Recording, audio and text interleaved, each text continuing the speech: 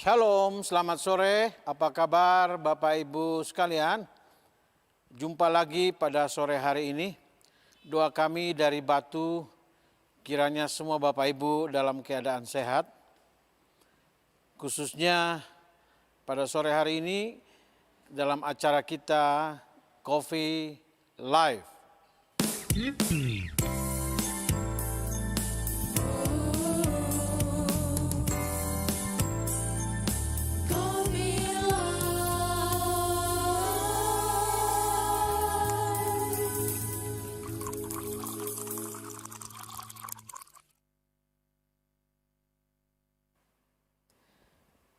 PPKM masih dilanjutkan.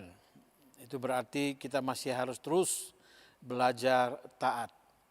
Dan pada saat yang sama, dalam beberapa kali episode, pertanyaan-pertanyaan yang muncul, selalu ada satu atau dua bertanya, di mana gereja? Bagaimana peran gereja? Pertanyaan-pertanyaan ini tentu langsung mengena dengan para gembala. Bapak Ibu, para pendeta atau yang sedang bertugas menggembalakan jemaat tentu langsung merasa ini untuk saya ini. Nah, pada sore hari ini kami ingin bersama-sama dengan semua Bapak Ibu gembala, kita akan memikirkannya bersama pada sore hari ini. Maka topik pada sore hari ini dalam bincang-bincang kita dalam acara Coffee Live ini adalah gembalakan gembala.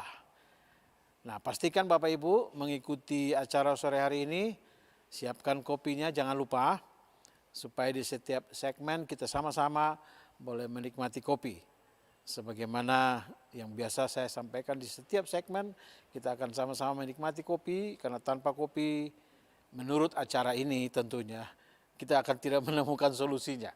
Jadi harap Bapak Ibu sudah mempersiapkan kopinya. Bapak Ibu pendeta, gembala, boleh rileks sejenak. Boleh siapkan kopi. Atau kalau tidak biasa kopi, boleh air putih atau teh. Tapi jangan air kata-kata ya. Sore hari ini kita akan menikmati percakapan ini. Dan nikmati kopinya, temukan solusinya.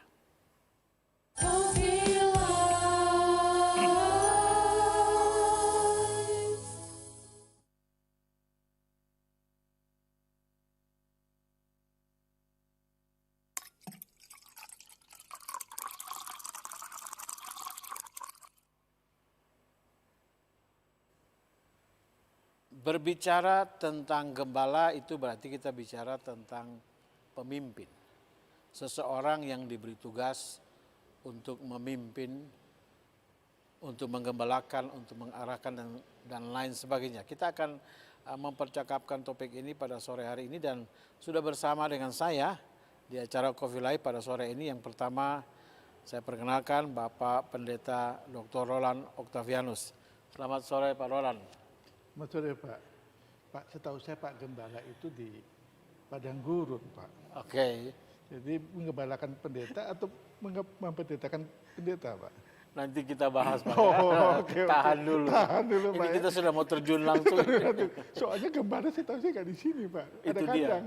Itu dia Pak. Oke Pak. Terima Ya, kasih baik. Pak. Lalu yang berikut juga bersama dengan saya pada sore hari ini ada Bapak Pendeta Gunario Sudarmanto. Selamat sore Pak Dar. Ya, selamat sore Pak Gembala. Pak Dar pernah memimpin satu sinode gereja, berarti gembalanya para gembala. Pak Roland juga sama. Jadi ini saya bicara dengan gembalanya para gembala. Oh begitu ya? Iya. Pasti akan mencerahkan gembala-gembala ini. Dan juga bersama dengan saya sore hari ini Bapak Pendeta Jansen Amiman. Beliau adalah Ketua Sinode GMI.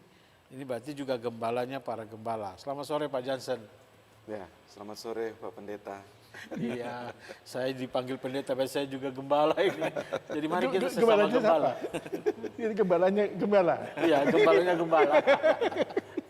Iya, Bapak Ibu, kita akan langsung masuk dalam percakapan kita pada sore hari ini.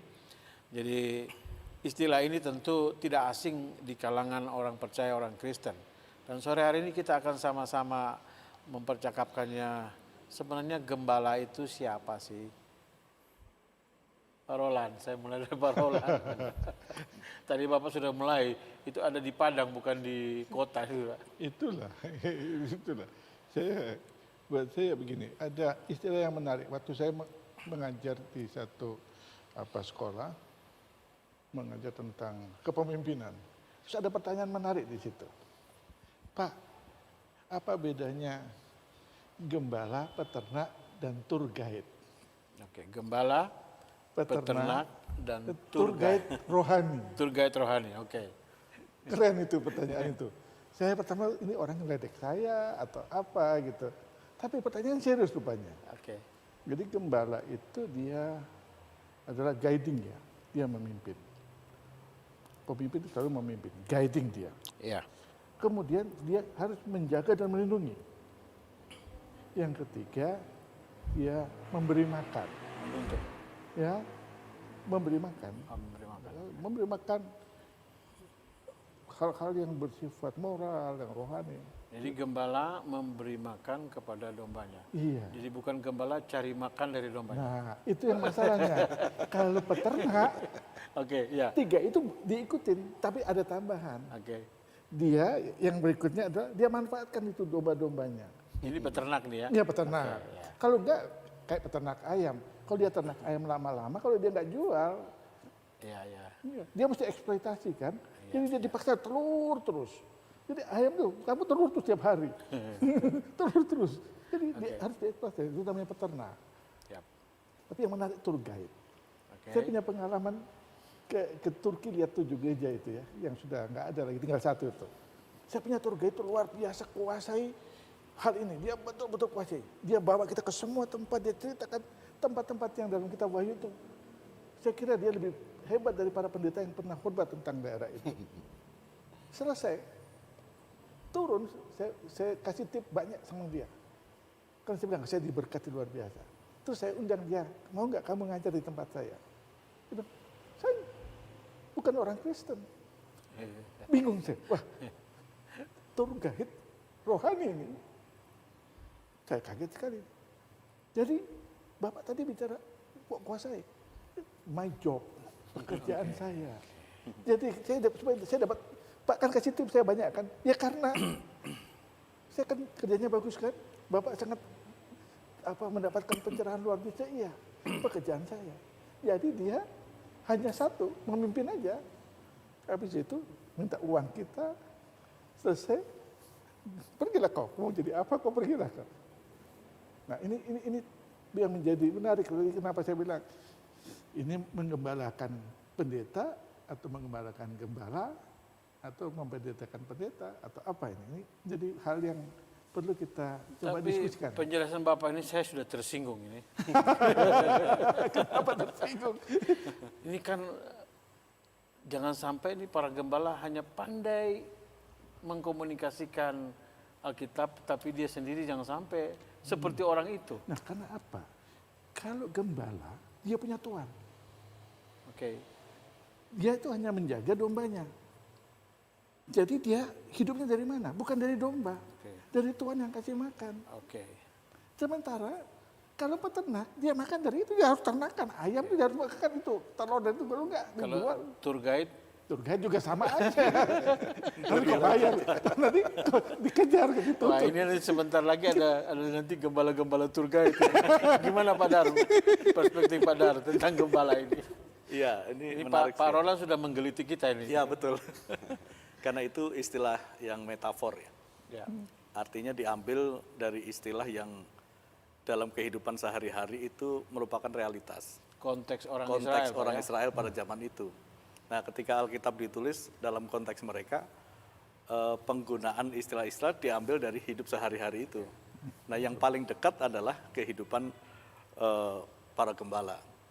Karena mereka bersifat nomaden dan mereka juga mempunyai banyak kawanan ternak yang bisa dibawa secara berpindah-pindah. Ya. Sehingga kehidupan gembala menjadi menarik yang dihubungkan dengan kepemimpinan. Karena penggembalaan itu ada awalnya, ada akhirnya. Ada kapan dia dimulai, bagaimana prosesnya, dan ujungnya kemana itu juga jelas. Harus mengeluarkan domba di pagi hari, mengembalakannya di padang rumput, kemudian membawanya kembali sore hari. Menuntun ke padang yang berumput hijau. Ya. Mazmur 23 ya. Betul. Jadi itu menarik sekali memang prosesnya. Maka kemudian diterapkan mestinya seperti itulah pemimpin. Oke. Dia tahu dari mana awalnya, tahu apa tujuannya, dan bagaimana prosesnya. Saya pikir ini menarik, Pak. Ya. Nah, kalau kita terjemahkan sekarang, Pak, langsung kepada para pemimpin jemaat. Ya, Gembala itu dalam konteks di jemaat, gimana Pak perspektif dari Pak Jansen, Pak? ya seperti tadi ya, Pak Roland sudah mulai dengan satu kritikan ya. Ya, bahasa aslinya itu kili-kili. Menggelitik. Iya, sehingga memang jelas bahwa para gembala itu bukan hidup dari domba kan. Ya. Karena domba itu milik tuannya, Ya. dia hanya pekerjanya. Jadi dia juga hidup dari tuan yang mempekerjakan dia.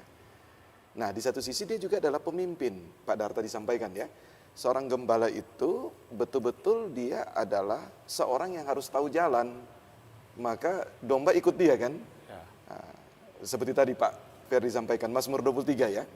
Jadi dia harus tahu jalan kemana rumput hijau, kemana air yang tenang. Berarti dia enggak boleh buta warna. Nggak boleh, nggak boleh. Gembala enggak boleh buta warna.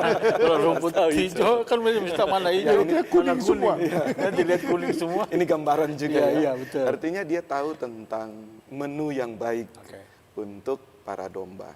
Jadi kalau dihubungkan dengan kehidupan sekarang langsung kepada jemaat, kepemimpinan di dalam jemaat di gereja, maka seorang gembala memang harus mempunyai dua sisi tadi. Oke. Dia tahu bahwa dia bukan hidup dari domba, tetapi dia diberi tanggung jawab dan untuk dia kerjakan tanggung jawab, itulah dia hidup. Karena Tuhan yang mempekerjakan dia, itulah yang memberikan dia juga kehidupan. Tapi dia harus belajar banyak, supaya dia tahu jalannya, ya di mana ada singa atau ada ancaman, dia tahu. Kalau sekarang mungkin pakai GPS, Pak. GPS. Iya. Baik. Makasih Pak Jansen. Ya. Ya, bagaimana Bapak Ibu di rumah, khususnya Bapak-bapak gembala ini dengan mendengar segmen yang pertama ini pasti udah mulai mikir ini. Aduh, jangan sampai saya tour guide ini. Atau jangan sampai saya peternak, jangan sampai saya ini bukan gembala ini. Tapi kalau gembala, puji Tuhan, nanti kita akan perdalam lagi bagaimana tugas gembala dan tantangan yang harus dihadapi khususnya dalam konteks-konteks tertentu. Baik Bapak Ibu yang ada di rumah, juga Bapak-bapak di studio, mari kita sama-sama studio Coffee Live. Ya, kita nikmati dulu. Oke. Bukan Minuman kandang kita. Coffee Live. ya. Bukan. Baik, semua Bapak Ibu yang ada di rumah, nikmati kopinya, temukan solusinya. Ya. Coffee Life.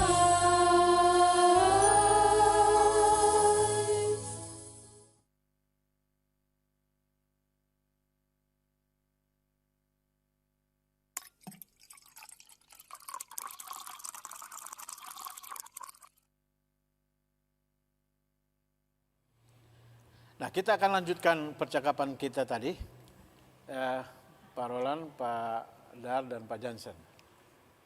Bisa jadi pada awalnya semua kan memang yakin menjadi gembala. Tapi dalam perjalanan, adakah kemungkinan berubah jadi peternak dan jadi tour guide? Tentu ada sebab-sebabnya nanti. Betul, betul. Kalau kita belajar, kalau kita betul-betul masuk ke dalam, karena kata gembala ini tidak ditemukan di pengajaran-pengajaran yang lain, kecuali diajarkan dalam Alkitab. Nah, kata gembala itu dia itu dipilih oleh Tuhan. Oke. Ini poin penting Pak ya. Iya. Jadi bukan Men- pilih diri sendiri Iya, jadi gembala. menawarkan diri jadi gembala. Panggilan ini Pak ya. Iya. Jadi kalau dipilih oleh Tuhan, maka Tuhan itu mempersiapkan dan bertanggung jawab pada gembala itu. Karena dia memilih, dia bertanggung jawab. Tapi kalau kita yang mau, Tuhannya bilang, siapa kau? Kemungkinan jadi peternak. Benar, itulah. Iya. Oke. Jadi ini prinsip yang paling mendasar. Tahu nggak kita memang dipanggil oleh dia? Atau kita melarikan diri dari satu yang lain untuk menutupi sesuatu, kemudian kita seolah-olah, oh jadi pendeta gembala itu keren.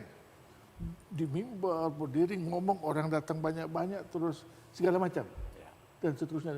Akhirnya hidupnya lebih aman. Padahal sebetulnya gembala itu tidak aman hidupnya. Paling tidak aman adalah seorang gembala. Karena dia harus bawa ke padang gurun yang dia tidak tahu apa saja di sana yang akan mengancam dia. Jadi hidupnya paling tidak aman. Makanannya juga paling tidak cukup. Segala keperluannya paling tidak cukup. Jadi kalau dia merasa aku gembala harus cukup. Saya kira ini siapa yang manggil, saya nggak tahu. Jadi kalau gembala, kalau dia tidak yakin panggilan, nanti dia bermasalah dengan dirinya sendiri. Benar. Lalu bagaimana dia bisa menuntun Itu pasti, domba-dombanya? pasti. Pasti akan berakibatnya ke sana, Pak. Pasti, pasti. Karena dia kebingungan apa yang dia mau kerjakan. Terus orang-orang di sekitarnya mau diapain, bingung. Oke. Termasuk keluarganya, pasti kacau. Baik. Saya tangkap poin yang pertama ini, gembala itu panggilan. Ya. Nah, Pak Dar, tolong saya dulu Pak Dar. Ini ada beberapa informasi yang saya dapat. Kadang orang mendapatkan informasi lewat WA, ayo masuk sekolah teologi ya, nanti selesai jadi gembala, kalau kamu S1 gajinya sekian. Dan kemudian orang tertarik ingin jadi gembala jemaat. Ini bagaimana kita melihatnya ini Pak? Ya, menurut saya itu persoalan perspektif ya. Oke. Bagaimana memaknai panggilan atau profesi. Ya. Nah, titik berangkatnya dari mana itu? Kalau seseorang mulai dari panggilan, tentu saja ini adalah dasar spiritual, ya, dasar rohani, di mana dia secara rohani meyakini ini adalah panggilan Tuhan untuk saya. Apapun yang terjadi, kemudian dia akan memasukkan diri ke dalam dunia panggilannya itu, berapapun harganya. Dia Yang notabene tadi beliau bilang tidak aman, Iya. tidak selalu aman. sangat berisiko. Ada tantangan. Iya. Bahkan nyawanya harus diberikan. Nyawanya sendiri Iya. untuk domba-dombanya Iya, ya, betul. seharusnya. Iya. Gembala asli itu. Gembala asli ya, oke. Aslinya Bukan begitu. domba-domba menyerahkan nyawanya ke Kepada gembalanya. Oke Pak. Nah, kalau kemudian yang lain berbicara dalam perspektif profesi, ya tentu saja yang ditawarkan angka-angka tadi. Oke. Baik yang akan menerimanya ataupun yang dalam tanda petik melamar. Karena dia memang mau berprofesi di situ. Sehingga bargaining angka-angka tadi menjadi penting bagi dia. Nah, tentu saja ini dua perspektif yang berbeda. Tapi menurut Bapak dari perspektif Alkitab, apakah menjadi gembala itu boleh dimasukin dalam konteks profesi? Tentu tidak, karena panggilan itu sendiri tidak identik dengan profesi. Oke. Ada kriteria-kriteria dasar yang tidak bisa dipersamakan begitu saja. Mungkin secara teknis ada hal-hal yang bersifat teknis bisa ada kesamaan, administrasi dan sebagainya kalau itu modern. Tapi itu tidak boleh mengganti Tidak bisa. panggilan tadi. Iya, pasti berbeda. Iya. Oke. Sekarang saya pindah ke sebelum Pak Jansen jadi ketua sinode kan pernah menggembalakan. Iya. Bagaimana Bapak rasa itu jadi gembala? Supaya apa yang bilang Pak Roland tadi itu, oh iya ini sudah alami nih Pak. Monggo Pak. Memang gembala itu adalah satu panggilan yang sesungguhnya tidak aman. Oke. Yang dimaksud dengan tidak aman ini bukan hanya masalah ancaman-ancaman, tetapi lebih kepada bagaimana dia menjadi tameng daripada para domba. Ya, itulah yang tidak amannya. Karena dia harus mempertanggungjawabkan kepada Tuhan yang menugaskan dia. Nah, nanti kalau tuannya datang lihat ada domba yang kurus kering, bagaimana dia mempertanggungjawabkan. Jadi dia harus betul-betul berjuang untuk itu. Ya, membuat sehat, ya. Berarti banyak hal yang harus dia pelajari. Selain dia mempelajari sehingga dia tahu caranya, dia harus lindungi. Karena dalam perjalanan bersama dengan para domba, karena di mana domba ada, di situ gembala ada. Bukan kebalikan, di mana gembala ada, domba ada. Salah, ya. Di mana ada gembala, di situ harus ada domba. Ya, supaya betul-betul dia yang jaga dan mereka dapat mengikuti dia. Jadi gembala tidak bisa dipisahkan dari domba. Tidak bisa. Nah, itu sebabnya dia menjadi katakanlah tameng, pelindung bagi para domba. Nah, ini yang sangat tidak aman. Dengan demikian, kehidupannya memang harus dalam keadaan siap senantiasa. Baik. Gitu. Nah ini menarik nih. Saya pindah ke Pak Dar. Pak, di gambaran-gambaran itu kan gembala kan ada tongkat Pak. Ya. Bapak tolong jelaskan dulu Pak, dari segi Alkitab itu kenapa gembala ada kaitnya di atas, seperti Mazmur 23, gadamu dan tongkatmu. Pak boleh kasih insight baru untuk mungkin supaya yang lain juga bisa tahu. Kenapa sih gembala harus pegang tongkat? Kalau di Amerika pistol, koboi kan, jaga kan pakai pistol. Tapi gembala dulu kan pakai tongkat itu Pak. Iya. Pasti ada maknanya sih Pak. Ya, itu sangat simbolik dan juga mempunyai multifungsi, Pak ya. Dalam konteks awal secara geografis, padang rumput memang tidak selalu datar. Dia juga ada topografinya. Sehingga di situ menjadi alat penopang bagi gembala itu sendiri, itu bisa. Yang kedua, dia selalu dihubungkan dengan simbol otoritas. Bahwa dia memegang tongkat itu mempunyai otoritas terhadap domba-dombanya. Otoritasnya itu berfungsi positif negatif. Positifnya dia berfungsi untuk mengarahkan. Apabila ada domba yang sudah mulai menyimpang ya, dari kawanan, dia Toki pelan-pelan. Ya, ditoki pelan-pelan. Kalau makin jauh, Ya. siruk. Kemudian secara negatif atau positif juga sih sebenarnya. Kalau ada yang mulai nakal, domba-dombanya nakal, berkelahi satu dengan yang lain, kan domba keras kepala itu kan. Ya itu tongkat itu juga bisa dipakai untuk memukul domba itu supaya mendamaikan. Tapi kemudian yang pengaitnya itu Pak. ya ada fungsi eksternal.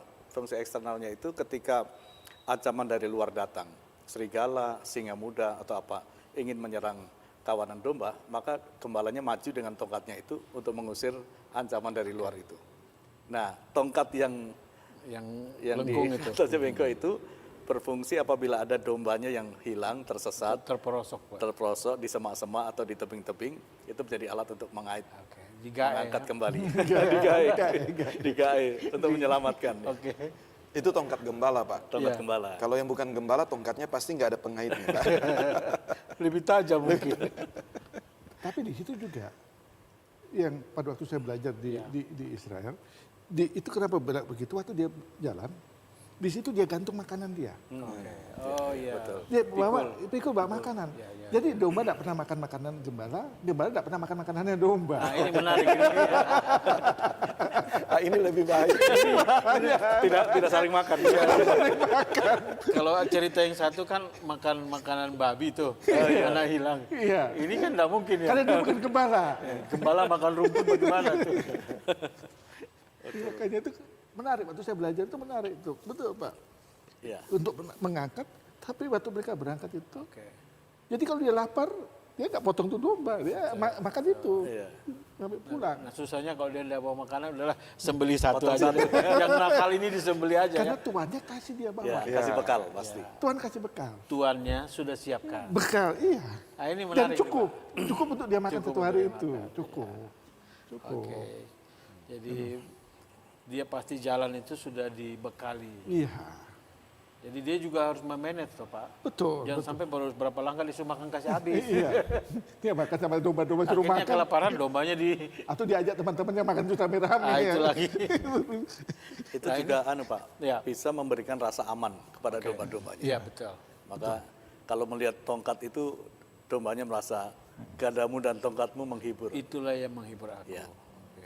Apalagi domba lihat di tongkat gembala itu ada bekalnya. Domba tambah senang lagi. Berarti kita tidak ada ancaman. Tapi kan dombanya kan bawa roti. Oh, iya. Gembalanya bawa roti, ini domba makan roti. Oke, nah di sinilah Pak sebenarnya kita lihat ada sisi yang penting di sini bahwa di satu sisi dibilang tidak aman, Betul.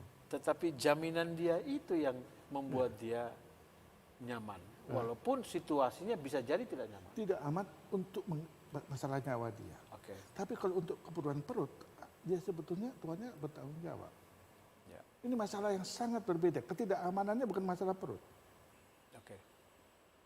Masalah eksternal ya, bukan Eksternal. internalnya. Semata-mata untuk melindungi Ya. Betul. para domba. Jadi kalau ada gembala yang perutnya bingung, agak bingung saya ini. Dia makan apa ini? Tuannya bener nggak ini? Nah, gini Pak, tadi saya masih mau menggali tadi tidak nyaman dalam konteks Timur Tengah Pak. Kalau kandang itu kan Pak, Iya. tidak ada pintu katanya. Jadi gembala itu dia akan tidur di pintu itu, memisahkan musuhnya.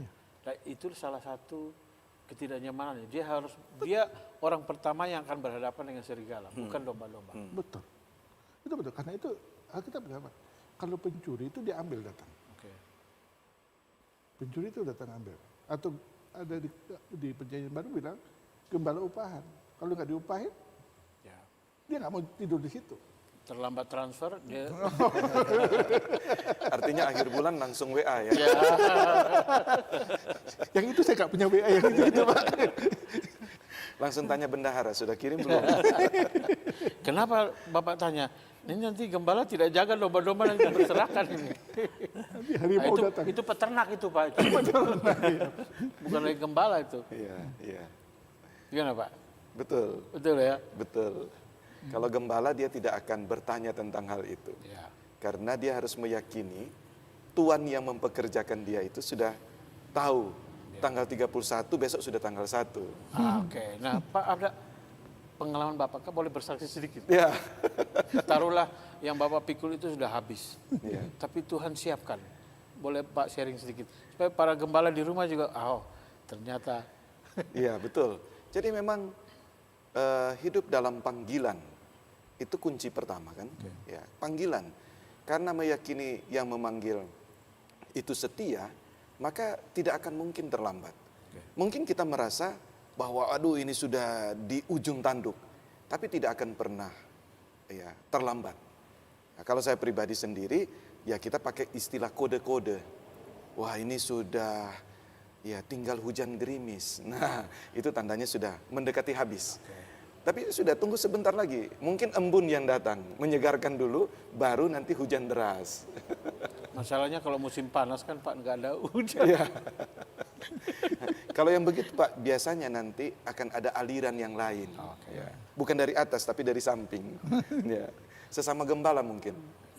Tapi burung gagak masih ada Pak ya? Masih ada Pak. Ya. Tapi para gembala kan tidak harus berdoa minta kirim burung gagak. Karena itu bukan doa Elia, Tuhan yang Iya. kasih.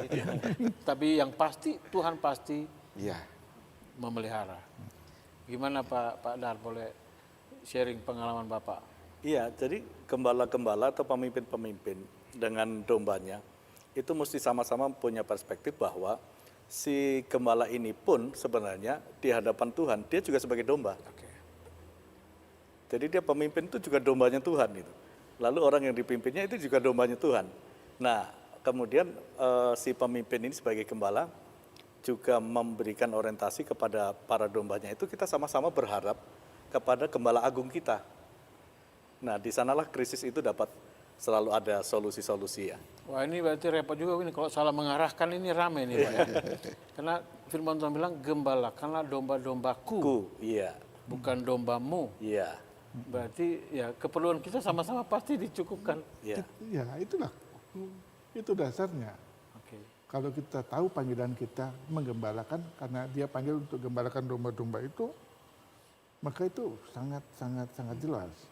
Tapi kalau kita tidak ngerti, ya itu siapa yang menugaskan kita. Bukan dombanya gembala, Iya. dombanya dia. Betul. Kita diberi tanggung jawab. Begitu Pak. Betul. penjelasannya. Betul. Nah, ini perspektif ini penting. Pasti para gembala sudah tahu, tapi sore ini kami ingatkan lagi supaya tetap berpegang pada itu Pak ya. Ya. Ya, sudah ada 9 pertanyaan, luar biasa. Wow.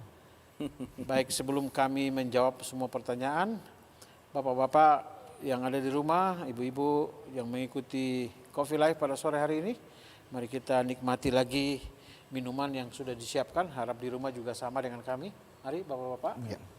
Oke. Baik, semua yang ada di rumah, nikmati kopinya, temukan solusinya.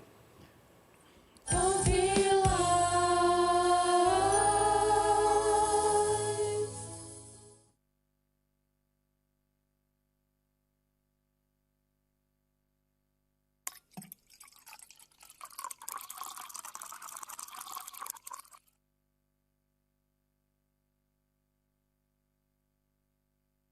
Tadi gembala sudah bicara. Sekarang kami mau mendengar gembala-gembala ini bicara dengan jalan bertanya. Kami mau lihat dulu pertanyaan yang pertama. Sore Pak, dari NN. Saya seorang pendeta muda. Di masa pandemi ini kami dituntut untuk tetap memperhatikan jemaat. Jika tidak, kami diancam akan dimutasi. Wah, ini luar biasa nih. Padahal Bapak tahu sendiri, ya saya tahu, sikon tidak memungkinkan. Gaji kami pun dikurangi. Ini makanan dikurangi nih. Karena alasan tidak ada pemasukan. Saya terpaksa bantu istri berjualan online. Tapi disebut tidak beriman. Ya inilah nasib gembala. Dan difitnah bahwa saya tidak melayani karena sibuk berjualan. Saya jujur bingung sekali Pak. Mau mengadu ke siapa? Penghakiman di antara orang Kristen sendiri kayaknya lebih kejam dari orang tidak percaya. Aduh. Baik, kami siap diadu. Oh mau mengadu kepada siapa? Oke. Pak Roland tolong dulu ini gembala muda. Gembala muda ini. Saya kira begini ya. Saya bicara pengalaman saya melihat real. Gembala-gembala itu memang punya keluarga. Ya. Yang real yang di Israel nih ya. Punya keluarga. Memang bapak itu gembalanya pergi ke sana urus domba-domba pulang. Kebetulan kandangnya itu dengan rumahnya bersebelahan, jadi dia bisa menjaga dan mengatur dan setiap saat. Sementara istri itu memang mengolah sesuatu untuk memberikan, ada anak, dia juga punya anak, dia mengolah sesuatu. Nah, buat saya tidak menjadi satu yang salah total mutlak, karena tidak ada di dalam Alkitab menjelaskan bahwa istri dari seorang gembala itu tidak boleh mengerjakan apa-apa. Ya, enggak, tidak ada. Itu mungkin ketentuan dari lembaga-lembaga tertentu. Oke, kalau itu kita hormati. Tetapi bukan di situ intinya. Sehingga istri kalau mengusahakan sesuatu, masa urus anak ini dan itu sebetulnya bukan menjadi satu problema yang mendasar. Itu hanya ketentuan kelembagaan saja. Nah, tapi kalau gembala ini tidak jaga domba, dia ikut ngurus apa yang diurus istrinya, yang gembalanya siapa, yang dombanya siapa sekarang? Jadi istrinya jadi gembala. Istrinya jadi domba. Enggak, istrinya jadi gembala, suaminya jadi domba, kan dia iya. ngurusin itu kan. Oke. Nah, ini yang harus kita juga mengerti. Jadi kalau tidak ada kehidupan yang apa namanya lebih, tapi yang menarik itu Alkitab katakan Tuhan itu memberikan kamu secukupnya, dan doa kita kepada doa Bapa kami kan secukupnya. Berikan kami makanan kami secukupnya. Kalau cukupnya 5 piring satu hari ya 5 piring kan. Gitu ya. Kalau cukupnya 1 sendok ya 1 sendok kan. Nah, ini masalah kita mengerti cukupnya bagaimana. Ya. Ini banyak hal yang kita hadapi, maka itu tidak bisa dijawab sesingkat itu. Kesadaran kita. Ya ini mungkin salah satu termasuk tadi kita bahas. Jadi pendeta itu memang tidak mudah. Maka kalau panggilan dia bisa bertahan menghadapi semua. Ya, Pak. Nah memang salah satunya seperti begini. Pendeta gemuk dibilang jarang puasa, pendeta kurus tidak beriman. Memang nasib jadi gembala ya. Tidak ada yang enak. Iya. Gimana Pak Jasin mau tambah? Tinggalkan aja nggak usah jadi gembala. Alih profesi. Ya Gimana, Pak? betul. Jadi memang istri dia dalam kegiatan online ini, ya. Tetapi seorang gembala fokusnya tetap kepada domba. Jadi kepada jemaat yang dipercayakan. Ya, mungkin membantu, tapi pemikiran membantu ini jangan mendominasikan akhirnya. Sehingga akhirnya tidak punya waktu lagi untuk tanggung jawab penggembalaan. Bukan hanya pada saat pandemi, ya, sehingga kita takut nanti dipotong gaji. Seorang gembala, dia entah dalam keadaan susah, senang, pandemi, tidak pandemi, ya memang harus dia fokus kepada para dombanya, jemaat. Ya, Terima kasih Pak Jansan. seperti itu. Ini karena pertanyaan pertama, tiga-tiga harus memberikan sumbangsi. Pak Darto. Ya, ini pertanyaannya langsung menunjukkan side effect ya dari pandemi. Meskipun tidak ada pandemi pun hal seperti ini terjadi juga. Itu hal yang sudah umum diketahui. Ya, tapi kemudian kembali kepada panggilan tadi Pak sebagai gembala, saya pikir itu kemudian selalu menjadi barometer. Apabila dasarnya ini memang sangat kuat. Saya pikir apapun persoalannya, itu dapat terakomodir dengan baik lah. Dan selalu ada solusi. Entah itu solusinya bersifat internal atau eksternal itu, asal dia teguh di dalam panggilan, panggilan itu sendiri akan menuntun dia menemukan solusi-solusi yang tepat. Ya. Nah ini saya pikir harus dipegang teguh ya. Yang pasti ada solusi. Ya. Kemudian mungkin saya tambah sedikit Pak. Sudah berdoa. Karena kalau orang bilang Tuhan belum jawab, Tuhan mungkin sudah jawab. Tapi dia mulai jawab dengan tidak mengubah situasi di sekitar kita, tapi mengubah perspektif kita. Ya. Betul, Supaya kita terus lebih bergantung kepada Ya. Tuhan. betul, Gitu Pak ya. betul, betul. Oke. Baik, kita lanjut yang kedua. Ini namanya sama dengan saya ini. Ferdinand. Untung saya host, kalau enggak saya yang harus jawab. Ferdinand Manado atau Manafe? Ini Manado, saya Manafe, Pak. Yang di sana Manado, Pak. Oh ya, ada lagi itu dari Medan. Ya, pertanyaan yang kedua, Pak, saya menunggu topik ini. Waduh, puji Tuhan ada yang tunggu. Karena lama sekali saya mau bertanya hal ini. Kalau pemimpin rohani sudah tidak bisa dipercaya lagi, kami jemaat mau percaya kepada siapa? Yang pasti kepada Tuhan Yesus tetap ya. Kalau pengajar hidup tidak sesuai dengan pengajarannya, kami mau dengar siapa lagi? Pak Roland ini siapa lagi, Pak? Siapa lagi? Tuh, kita itu belajar kepada pemimpin atau kepada firman Tuhan. Oke. Ini Jangan lari dari fokus ya. iya, jangan lari dari fokus. Banyak orang salah. Wah ini pengkhotbah bagus, dia dengarkan ikut. Jadi YouTube-nya penuh. Terus tiba-tiba orang itu Ada masalah. bermasalah, baru bingung. Yang kita ikuti adalah Alkitab. Oke. Apa kata Alkitab? Apakah pengajar itu mampu menjelaskan Alkitab benar atau tidak? Kalau dia bisa benar, tapi hidupnya tidak benar, yang benar kan Alkitabnya, orang itu jangan kita ikuti. Tidak perlu kita salahkan. Dia harus bertanggung jawab kepada Tuhan. Itu yang harus kita betul-betul. Dan yang pasti para pengajar yang mengajarkan kebenaran kalau hidup tidak sesuai pengajarannya itu urusan Tuhan. Pasti Tuhan urus Pak ya. Oh pasti Tuhan urus, Tuhan pasti didik habis itu. Habis itu nggak bisa. Gitu Pak Dar ya. Ya. Saya pikir pertanyaan yang sama sudah pernah muncul pada zaman Tuhan Yesus. Sehingga Tuhan Yesus menegaskan, ya kamu ikuti aja apa yang diajarkan. Tapi jangan ikuti apa yang dia lakukan. Iya, kalau jawab itu sudah selesai sudah. Selesai. Jadi Bapak sudah tanya lagi, ikut saya Tuhan Yesus, ikut firman saja. Ya, manusia bisa mengecewakan kita. Dan itu berarti ikut Tuhan, lalu hamba Tuhannya didoakan. Ya. Baik, yang ketiga, NN, Pak, saya seorang hamba Tuhan yang baru menikah hampir 1 tahun.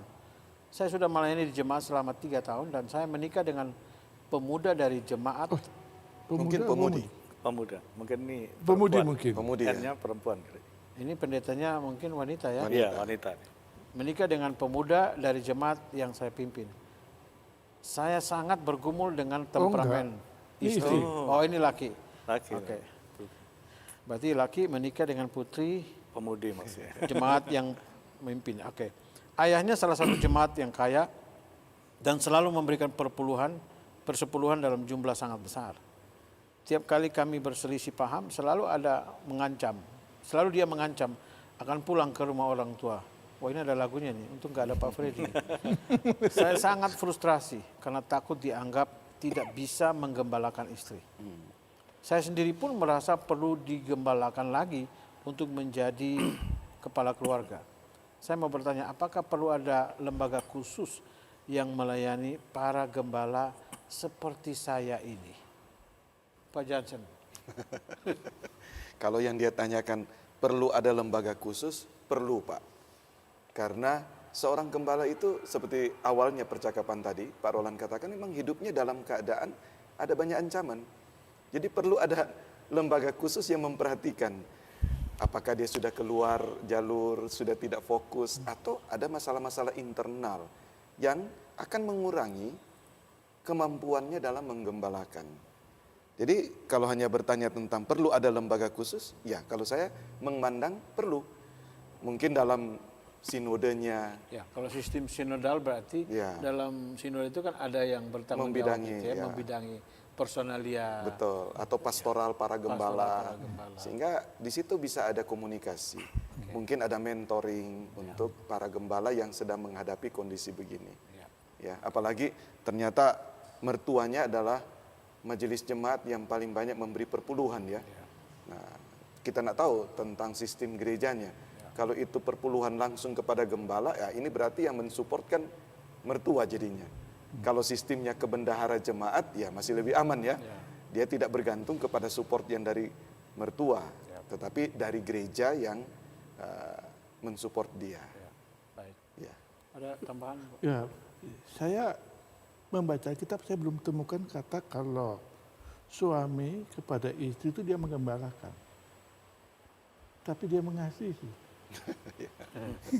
Jadi kalau istri itu bikin apapun kepada suami, ini bukan dia gembalakan. Mungkin karena suaminya gembala, jadi nanti orang ngomong, dia mau menggembalakan kami, istri aja nggak bisa digembalakan, kan gitu Pak? Iya, karena istrinya bukan domba. Betul. Jadi istrinya harus dikasihi. Iya dikasih dan diduduk supaya salah pengertiannya itu ditemukan titik temunya. Itu yang salah kadang-kadang kita melihat, oh ini domba, itu juga keluarganya jadi dombanya. Bukan. Itu sangat berbeda ini. Seringkali Pak, masuk. Bapak mau bilang dalam konteks gembala, istri itu adalah timnya dia. Iya, dia adalah Jadi, bagian iya. Bagaimana gembala. kalau kembali konteks Alkitab, dia harus mengasihi istri supaya istri bisa menghormati dia sehingga mereka menjadi tim. Iya, Penggembalaan. dua menjadi Penggembalaan. satu. Oke. Kata Alkitab dua menjadi satu. Dia satu itu sekarang. Kita harus lihat dia sebagai satu. Oke. Nah itu Alkitab jelas, cuman mungkin cara mengartikannya berbeda, maka agak bingung. Dan ini perspektif Pak Roland berarti kita sebagai gembala perlu juga mengajarkan kepada jemaat supaya jemaat mengerti perspektif ini. Iya, istri saya siapkan dia, saya sebagai gembala, dia juga gembala. Dia bukan domba saya. Maka ada perbedaan-perbedaan di antara kita pasti. Ada permasalahan, pasti. Tetapi permasalahan kita, masalah uang biasa. Orang kasih keluarga satu lebih kaya atau lebih miskin itu biasa. Itu bukan masalah besar. Tetapi kalau kita mengasihi, kita harus tahu caranya menjelaskan kepada istri. Belajar. Itulah perlu lembaga tadi itu Pak. Ya. Untuk Kita sudah harus minta Pak Roland nih untuk jadi ketua lembaga ini. sudah banyak lembaga Pak, kebanyakan lembaga Pak. Karena perspektifnya ini penting. Sudahlah, pokoknya antara bertiga lah. Nanti saya bentuk bertiga aja nanti saya pilih. Oke, kita lanjut dulu. Yang keempat, Erwin Yogyakarta. Pak, di kampus saya ada kelompok debat agama. Dan saya mengikuti debat itu. Tapi belakangan media secara terbuka menyebut skandal seks dari seorang apologet Kristen Amerika yang skandalnya baru terbuka setelah ia wafat.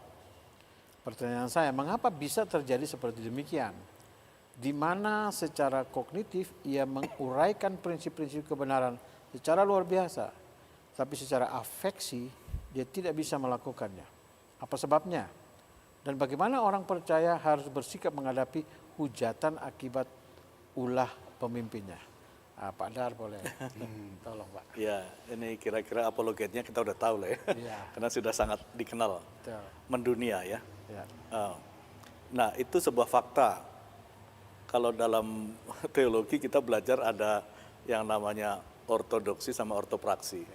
Bahwa ternyata doktrin-doktrin yang dipahami oleh seseorang tidak selalu menjadi jaminan bahwa ini akan menghasilkan perilaku yang bersesuaian dengan apa yang dia pahami dan dia ajarkan. Ini sangat fenomenal. Memang faktanya begitu. Memang bukan ideal. Idealnya mestinya ya apa yang dia ajarkan dia juga menghidupinya dalam kehidupan praktis sehari-harinya. Nah, tetapi kan tidak semua orang begitu. Ini satu contoh negatif yang ditanyakan apabila hal itu terjadi. Nah, mengapa itu terjadi? Ya tidak terjadi keharmonisan antara itu tadi apa yang dia pahami dengan apa yang dia lakukan. Maka Paulus mengingatkan Timotius itu dengan jelas, awasi dirimu dan awasi ajaranmu. Mengawasi ajaran kamu menyelamatkan orang lain, mengawasi dirimu sendiri, kamu menyelamatkan dirimu. Sehingga antara ortodoksi dan ortopraksinya jadi berimbang, gitu ya. Nah, kalau kasusnya sudah terjadi ya memang mau tidak mau ada side effect negatif ya. Itu menjadi menjadi titik serang dari pihak lain untuk menghujat dan sebagainya. Tetapi hal itu juga dapat terbantahkan oleh karena doktrin-doktrin itu tidak berkaitan dengan perilaku seseorang karena itu lebih bersifat personal. Tidak perilaku seseorang itu tidak mewakili keseluruhan. Jadi tidak serta-merta kasus itu kemudian dijadikan alasan umum untuk mendiskreditkan kekristenan. Saya pikir itu harus dipahami seperti itu. Tapi kalau toh itu pun ada kan kita tidak bisa melarang orang untuk berbicara. Ya. Kita yang justru harus membuktikan diri bahwa tidak semua begitu. Makanya saya bilang itu kemungkinan tour guide ya. Oke. Ahli dia jelaskan. Iya, betul. Betul. Bukan menghakimi, tapi menggambarkan seperti saya ke Jadi Turki. satu sisi ada unsur itu, Pak. Unsur itu kuat sekali. Tour guide, ahli banget. Clear. Orang nggak ragu-ragu. Menjelaskan atau mengapologet. Apologet itu kan bukan debat sebetulnya. Apologet itu adalah mempertanggungjawabkan kebenaran itu. Kalau debat memang jadi nggak jelas. Tapi dia jago. Banyak tour guide yang jago. Kita bisa jatuh di situ. Iya, Pak. Di sisi yang lain, Pak, mungkin kita juga belajar, Pak ya.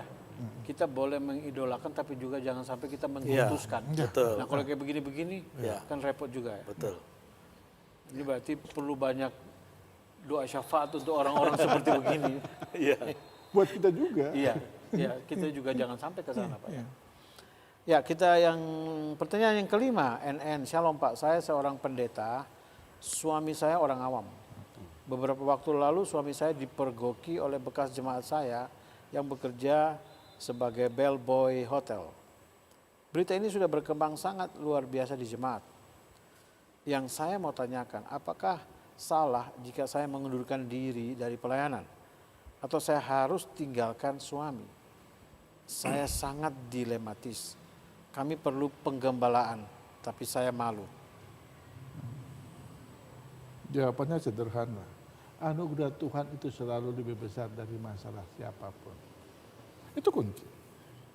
Jadi suami, istri, gagal, manusia siapa saja bisa gagal. Kalau dia sudah menjadi suami atau istri, kalau kita mengasihi, anugerah Allah itu kepada kita luar biasa besarnya, karena kita juga banyak gagal di hadapan Allah. Relasi kita dengan Allah itu kan kayak suami istri juga digambarkan. Kita yang banyak gagal, tapi anugerah Allah selalu cukup. Maka konsekuensinya, kalau saya sudah menikah, kalau saya salah, anugerah Allah melalui istri saya kepada saya harus lebih dari segala kesalahan saya. Itulah titik awal kita menang. Mengatasi permasalahan. Kalau itu tidak, ya pilihannya kayak itu. Kalau mengundurkan diri, cerai, itu artinya kita tidak mengerti anugerah Allah yang begitu besar dan kita tidak siap menerima anugerah Allah yang begitu besar. Tapi juga kembali lagi Pak tadi, Pak, panggilan. Panggilannya. Pak. Iya. Yang panggil kita melayani itu Tuhan. Betul. Jadi bukan suami, bukan karena istri, bukan karena anak. Kita menyerahkan diri karena Tuhan. Iya, betul. Kecuali Tuhan yang suruh mundur. Betul. Kalau Tuhan yang suruh mundur tuh repot itu Pak. Dia panggil ke Itu surga. pindah ke atas. Ya kalau ada tempat di sana. Ada lah Pak. Ada. Dia sudah pergi menyediakan tempat. Itu tempat ya. Iya. Dan ini memang salah satu daripada ancaman tadi yang kita bicarakan di awal. Dan ini harus dipahami sehingga ya anugerah Tuhan itulah yang akan menolong. Berarti semua gembala perlu memperhatikan tim up-nya di rumah ini. Betul. Yang tadi Pak Roland katakan bahwa itulah tim penggembalaannya. Oke. Terima kasih. Yang keenam, Tiwi Semarang. Salam Pak, kalau di perjanjian lama ada 3 jabatan yang diurapi Tuhan, yakni Raja, Imam, dan Nabi. Ketika Daud jatuh dalam dosa, ia digembalakan oleh Nabi Nathan. Imam yang menerima suap juga ditegur oleh Nabi-Nabi. Pertanyaan saya, ada 3 Pak. Nah, ini langsung 3, satu orang 3 pertanyaan ini. Jadi kalau ada 9 hitungnya sudah 12 ya. Yang pertama, bagaimana jika Nabi itu sendiri jatuh dalam dosa? Siapakah yang menegur mereka? Ini yang pertama. Yang kedua, apakah dalam gereja saat ini masih ada namanya Nabi? Ya kalau hanya nama Nabi ada. Yang ketiga, bisakah dalam sistem gereja sekarang menerapkan pola PL supaya ada yang berani menegur gembala dan pemimpin Kristen jika buat dosa moral. Terima kasih. Ini saya mulai dari Pak Dar dulu. Iya, dalam perjanjian lama memang 3 fungsi itu ya, raja, imam, nabi merupakan pewujudan dari konsep Mesias. Mesias itu yang diurapi, artinya yang diurapi itu melaksanakan 3 jabatan itu, raja, imam, nabi. Kemudian ketika Tuhan Yesus datang, maka fungsi dari ketiganya itu semuanya berpuncak pada Tuhan Yesus. Digenapi Di dalam Tuhan Yesus. Sehingga jabatan raja, imam, nabi itu tidak lagi ada setelah itu. Namun secara fungsional masih ada, secara fungsional. Oleh karena itu, kalau ada nabi yang melakukan dosa, pertanyaannya, siapa yang menegur nabi itu? Kalau Alkitab jelas mengatakan yang tegur langsung Tuhan. Ya. Nabi Yunus misalnya. Seperti Yunus ya. Dia melarikan diri dari Kalau mau perintah masuk Tuhan, dalam ya. perut ikan, silakan. Ya, silakan. Ada. Sekarang perutnya truk atau di bawah kolong truk. Wah, repot. Tronton, Pak, tronton. 3 hari ya. Sehingga kalau ditanya pada masa kini, jabatan nabinya tidak ada, tetapi fungsi kenabiannya masih tetap berjalan. Itu biasanya bisa Pak, pengkhotbah KKR kan langsung tegur dosa dan mereka bilang ini suara kenabian. Kenabian, ya, bisa juga. Fungsi ya. Fungsinya secara fungsional. Nah, apakah sistem gereja sekarang dapat menerapkan pola PL? Penerapannya dalam pengertian fungsional tadi. Karena 3 fungsi itu tidak bisa dihilangkan. Yang kemudian gereja menyerap konsep itu dalam misalnya tugas gereja itu, ya, diakonia, koinonia, diakonia, marturia, di 3 itu terserap di sana. Jadi ini tegur menegur ini bisa di dalam koinonia. Koinonia, Di dalam persekutuan itu Pak ya. Tapi Alkitab juga jelas, perjanjian baru jelas. Tegur 2 mata, 4 mata, 6 mata, mata-mata. Jadi kalau saya harus buka kacamata dulu. Iya, kita Pak. buka kacamata kita. Supaya 4 mata. Pak, ya. 4 mata saja kita, ya siap. Iya. Jangan mata-mata. Nah kalau mata-mata itu yang jadi masalah. Ya, Itu lain lagi itu. Itu lain. Jadi bongkar dosa orang baru kita kemana-mana. Itu yang Apalagi betul. main mata. Ya, fungsi pastoral sudah ada Pak dalam. Ya, Iya. Baik. Lalu yang berikut dari Amos. Nabi ini. Nabi ini langsung bilang, Nabi langsung muncul ini. Pak Amos Palangkaraya, Pak bagaimana caranya menyeimbangkan tugas pelayanan yang sangat menuntut perhatian dengan keluarga yang juga menuntut perhatian? Pak Jansen itu, tolong dulu Pak, supaya Iya. seimbang. Kalau mau dikatakan menyeimbangkan itu tergantung dulu perspektifnya kan. Ya. Karena ada kondisi-kondisi tertentu memang tidak perlu seimbang. Ya. Nah kalau keseimbangan itu dalam pemikiran supaya secara psikologis tidak terjadi masalah-masalah, ya oke. Tapi kadangkala memang di satu waktu keluarga mungkin sedikit dikurangi, pelayanan itu menjadi fokus karena kondisi-kondisi tertentu. Sementara pada saat tertentu sudah berjalan baik mungkin bisa jadi keluarga mendapat porsi sedikit lebih. Kalau dalam pengertian keseimbangan itu seperti timbangan ya. Jadi Kalau bagaimana? tiap hari seimbang begitu agak sulit Pak. Ya, nggak bisa.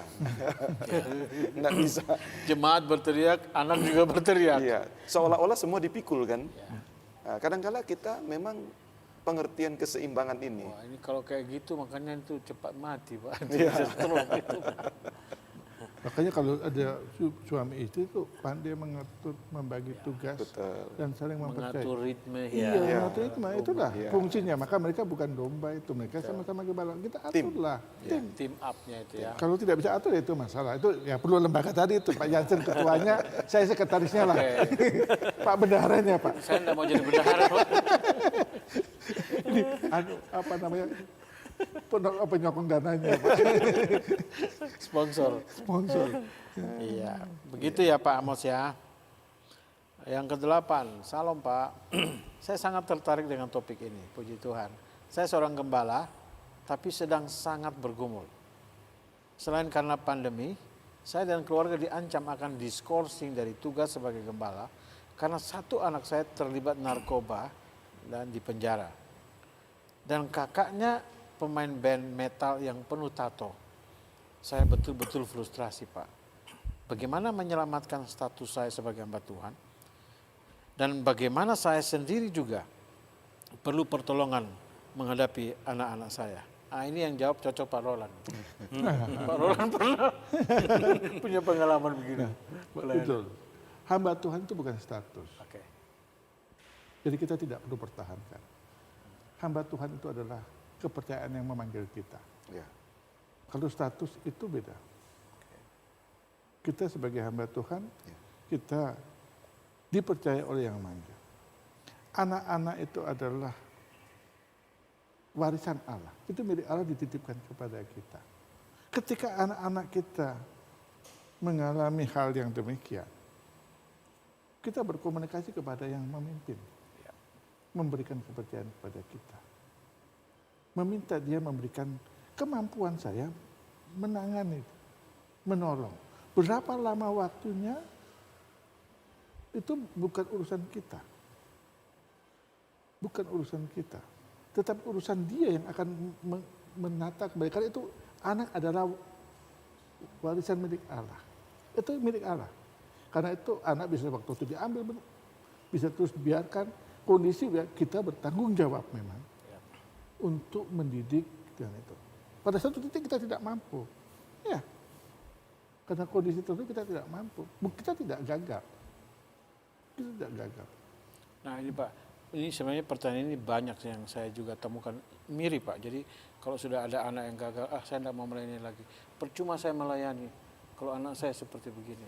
Nah, tidak benar. Tidak harus begitu. Iya. Nah, ayah saya juga melayani keliling ini di mana-mana loh. Tapi saya juga dulu anak paling baik di dunia. Oh begitu Pak. Oh, ya? paling Baru baik. tahu saya, Pak. Paling baik lah. Paling baik. Betul. Tapi ayah saya selalu datang, dia sudah bilang, kamu, saya tidak mau marahkan. Saya cuma ambil, sudah, sampai besar-besar sudah, masih sudah kasih duduk di sini, digoyang-goyang ini. Di pangku. Ya, nah, aku berkati kau. Tuhan, aku berkati anak ini. Karena ini kan punyamu. Aku berkati, Tuhan yang ubahlah. Ini, karena tidak mampu, manusia tidak mampu mengubah hati manusia. Betul. Yang mampu mengubah hati manusia hanya Allah. Betul. Ya. Setuju Pak. Itu dasar. Setuju. Ya. Ya. Maka kita butuh anugerah Allah itu kan. Ya. Ya, Bapak hamba Tuhan yang bertanya ini serahkan sama Tuhan. Jadi tadi prinsip terakhir itu kita tidak bisa mengubah siapapun. Tuhan yang mencipta manusia itu yang mengubah. Kita bersandar bergantung sama Dia. Dan- apalagi kalau anak Ya. Tuhan kasih sama kita. Dan- Kita sudah didik, tapi pada satu titik mereka memilih jalannya sendiri. Ya. Dan yang Pak Roland tekankan tadi ya, bahwa dia hamba Tuhan itu bukan apa tadi istilahnya? Bukan status. Bukan status, tapi pemberian Panggilan. Tuhan. Sudah Jadi diberikan. ya, Ya. anugerah Tuhan lebih besar Pak ya. Amin, amin. Anugerah Tuhan lebih besar. Kita para pendeta memang hanya bisa bersandar ke situ. Karena Iya. kita punya anak-anak. Nah, iya. Betul. Ya. Baik, kita lanjut yang ke-9. Ini terakhir ya. Dari Rudi di Papua. Pak, topik ini menarik. Bagaimana menggembalakan gembala? Berarti gembala yang menggembalakan gembala memiliki wibawa yang lebih tinggi. Kira-kira pada masa kini itu adalah sinode? Atau sesama gembala dalam sebuah komunitas antar gembala supaya ada rasa aman? Jawabannya iya. Paulus itu mengingatkan Timotius. Di mana itu? 2 Timotius 3 ya, ayat berapa itu ya? Ini gembala-gembala pasti tahu lah, saya nggak usah sebut lah. Tapi ada 7 hal itu. Ikutilah ajaranku, ini. Karena ada 7 hal itu. Jadi seseorang yang mau berani menjadi gembala dari para gembala atau bersedia atau Tuhan pilih, Tuhan pasti siapkan untuk dia berani berkatakan seperti Paulus. Timotius, ikutilah ajaranku, apalagi kasihku, kesabaranku. Itulah prinsip-prinsip. Juga Pak, kuncinya di sini kan ada keterbukaan Pak. Ya. Yap. Paulus juga ada kekurangan, tapi dia berkali-kali dia minta maaf, minta ampun kepada semua. Ya. Kalau saya juga pemimpin, saya salah ya saya minta maaf. Apa sih susahnya minta maaf kalau saya salah? Kekurangan saya. Apa susahnya? Ini terakhir, pertanyaan terakhir, Bapak bertiga boleh memberikan sumbang. Pak Dar. Ya, saya pikir tadi soal wibawa, kerohanian dan sebagainya itu sangat personal ya.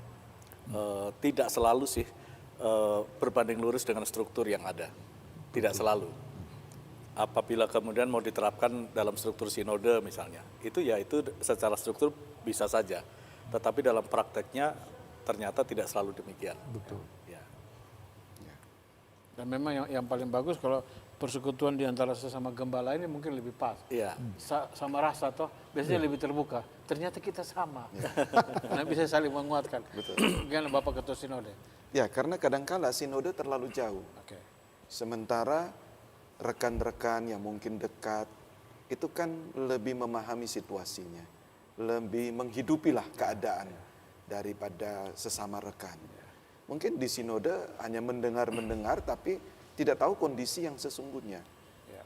Jadi ya bisa juga dianggap sinode tetapi memang harus punya jam terbang dengan semua gembala tersebut. Memang yang paling enak sama rasa itu Betul. pasti ngomongnya lebih pas. Iya. Jadi tidak ada yang mendikte satu dengan yang Iya. lain. Iya. Seolah-olah lebih baik. Kita sama. Iya. Cuma perlu saling mendukung. Sharing pengalaman Sharing, hidup. Sharing kegagalan juga enggak masalah. Sharing kegagalan itu bagus. Iya. Jangan takut sharing soal kegagalan kita. Supaya bisa bertumbuh, Pak. Iya, iya. Amin. Ya. Oh, sudah selesai. Waktunya pun sudah selesai.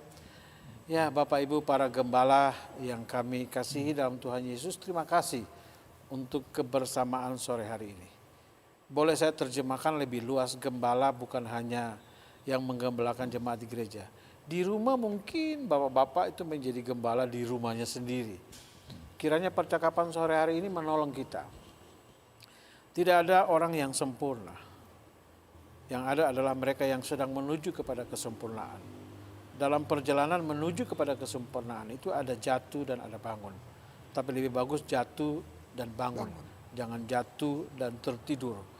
Bangun karena dia yang memilih memanggil Bapak Ibu, dia tidak pernah membiarkan. Dia pasti menolong pada waktunya.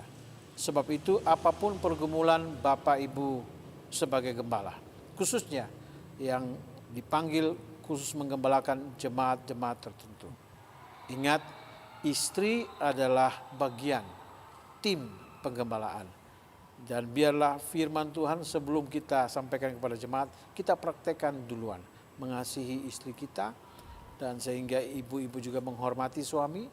Dan inilah tim penggembalaan yang Tuhan sedang utus untuk memberkati lebih banyak orang, khususnya melalui gereja yang Bapak Ibu layani.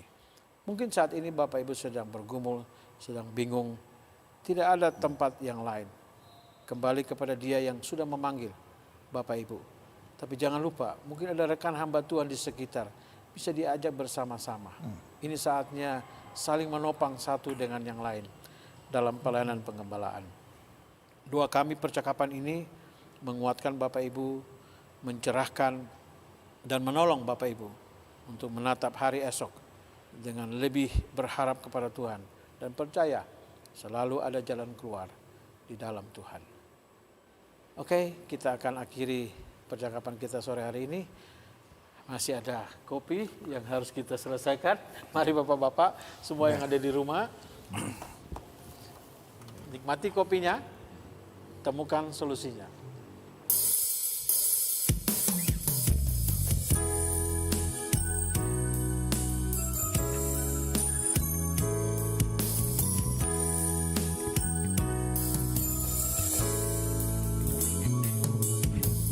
Walau di tengah tantangan zaman, kami datang memuji-Mu, Yesus. Walau dunia terus bergelora, kami datang menyembah-Mu. Keluarga Kristen di tengah tantangan zaman, menjadi berkat bagi semua orang.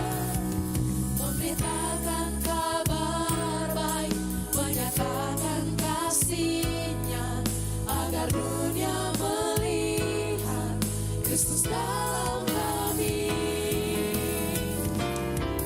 Keluarga Kristen di tengah tantangan zaman, menjadi berkat bagi semua orang.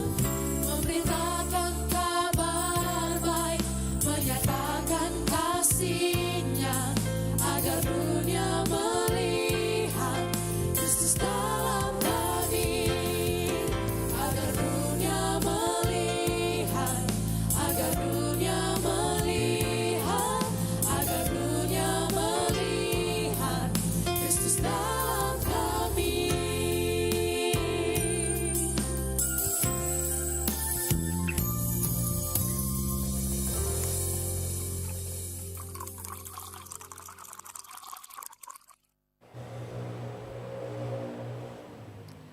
Sebelum Pendeta Jansen Amiman mendoakan Bapak Ibu semua, saya ingin menyampaikan informasi nanti malam khusus untuk kawula muda, anak-anak muda.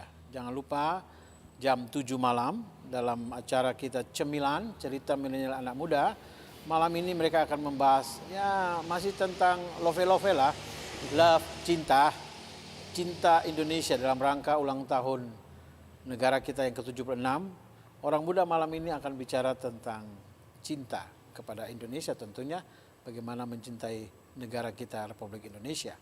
Dan besok pagi, hari Minggu jam 9 pagi, kebaktian multi generasi, Pendeta Roland, Pak Roland akan berkhotbah besok pagi. Kayaknya dapat tugas saya. Ya. Pak Roland ditugasi oleh gembala untuk besok pagi berkhotbah dalam kebaktian multi generasi. Malamnya Jangan lupa jam 9 pagi.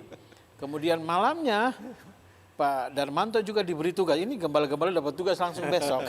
Karena panggilan mereka harus jalankan. Besok malam Pendeta Gunarjo juga akan menyampaikan firman Tuhan dalam Revival Night. Jangan lupa. Dan sore Minggu besok, anak-anak juga tetap kami perhatikan, generasi penerus bangsa, jam 4 sore. Galeri Bible Kids. Pastikan anak-anak Bapak Ibu juga mengikutinya. Kita akhiri dalam doa, Pendeta Jansen akan mendoakan semua gembala, semua yang bertanya supaya Tuhan menolong memberikan jalan keluar. Sekaligus juga berdoa untuk para gembala yang besok akan berkhotbah, Pak ya. Betul sekali. Bapak senang sekali karena Bapak tidak bertugas besok ya. Kita dua bebas besok. Beliau menggembalakan kita. Oke. Salah-salah kami gembalakan. Baik, Monggo, Pak. Bapak Ibu yang mengikuti bersama dalam Coffee Live sore hari ini, mari kita berdoa bersama. Mungkin ada yang dalam kondisi sulit ataupun ada yang membutuhkan ya teladan dan contoh yang baik. Mari kita berdoa sehingga para gembala mereka juga dapat menggembalakan dengan baik. Kita akhiri, kita berdoa. Bapa di surga, kami semua boleh datang di hadapan Engkau, Tuhan, Gembala Agung kami. Kami bersyukur kepada Tuhan karena perbincangan sore hari ini boleh melihat berbagai sisi daripada gembala di dalam tugas dan tanggung jawabnya. Satu panggilan yang mulia daripada Tuhan sehingga satu hal yang Engkau berikan menjadi tanggung jawab untuk dikerjakan. Terima kasih untuk percakapan ini. Kiranya ada dari Bapak Ibu Gembala yang dalam pergumulannya menemukan solusi melalui sore hari ini di mana kami memperbincangkan masalah ini. Terima kasih Tuhan, berkati juga semua jemaat Tuhan yang mungkin juga mengalami kekecewaan terhadap kepemimpinan gembala. Biarlah mengikuti acara sore ini boleh mengerti dan akhirnya tetap mengikut Tuhan, Sang Gembala Agung itu di dalam apa yang sudah diajarkan untuk dilaksanakan. Terima kasih. Kami juga berdoa biar Tuhan memberkati semua gembala jemaat yang besok hari juga akan menyampaikan kebenaran firman Allah. Tuhan mengurapi mereka dan juga Tuhan menolong sehingga semua kami di dalam penggembalaan Tuhan melalui setiap gembala jemaat yang ada. Terpujilah namamu, kami bersyukur acara sore hari ini mengakhirinya di dalam nama Tuhan Yesus. Amin. Amin. Amin. Terima kasih Pak Roland, Terima kasih, Pak Pak. Dar, Pak Jansen, kasih, Pak. dan semua Bapak Ibu yang sudah bersama pada sore hari ini. Tuhan Yesus memberkati, sampai jumpa minggu depan.